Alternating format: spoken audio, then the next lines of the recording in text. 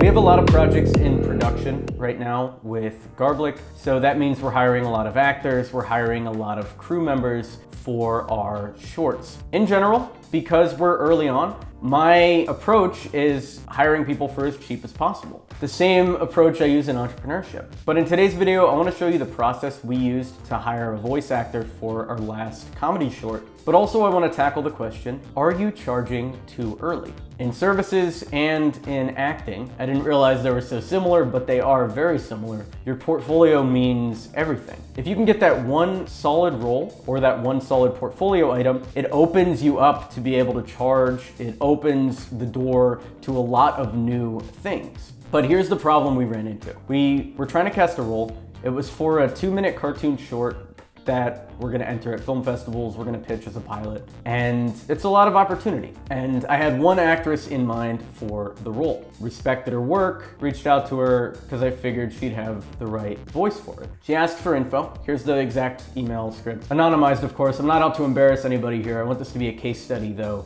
for you if you're looking for work as a freelancer. So she asked for the character designs. She looks at the script and comes back with $450 for a session day, meaning about an hour of work. Then $117 for each half hour after. Now, I'm not against paying actors. I'm not against charging for your work. We charge almost that much for consulting right now. If you want to consult with us, by the way, check out experiment27.com/consult. A lot of good info if you want to help improve your agency. So I wasn't immediately taken back. It's higher than the budget we wanted to put into this project, which is $0. Everyone else is giving their labor. But because she asked for so much, I assumed she has a portfolio. If she has a name attached, if there's some other value she can bring to the project in terms of past experience, I would love to have her on. I would pay $450, $500, $1,000 to get an actor that's gonna help sell this thing, for sure. So I asked her if you could send your acting reel and your resume over. And this is when I started to get a little peeved. Here's the resume she sent over. And she says 20 years of comedy experience, but if you look at the actual jobs, she's worked as a Coors Light promo model for 5 years and an independent model since 2008. The resume's not targeted at all.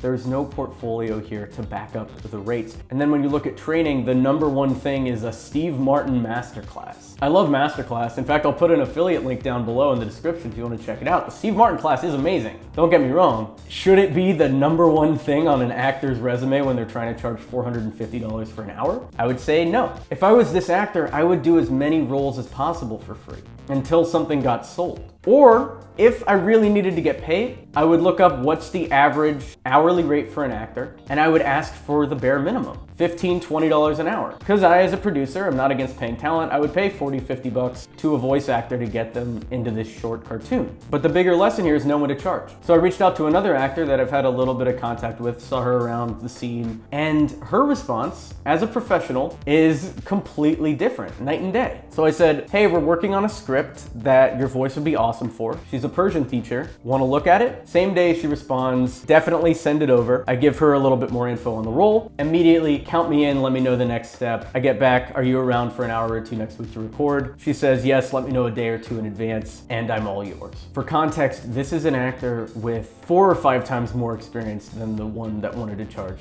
$500 an hour. If this actor wanted to charge us $100, $200 to come in, I might have pushed back. I might have tried to talk her down to like 50 or 60, but I still would have paid. And the bigger lesson here is, if you're an actor in Hollywood or you're a business owner trying to get your company off the ground, work for free until you have a case study worth charging for. If you found value in this video, we're trying to hit 100,000 subs this year, so if you could pass it along to a friend or two, any shares would be much appreciated. Also, if you need marketing support for your digital agency, check out experiment27.com.